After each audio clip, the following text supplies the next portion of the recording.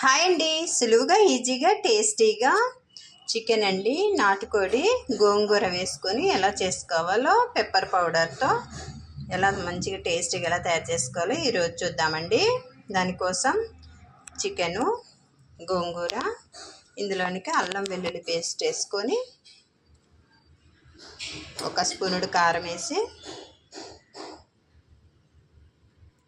చిటికెడు పసుపు వేసుకొని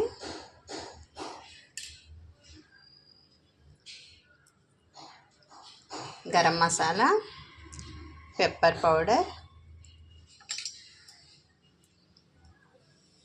ధనియాల పౌడర్ వేసుకొని కలిపేసి ఇందులోనికే కొద్దిగా పెరుగు వేసేసుకొని వాటితో కలిపేసుకోవాలి.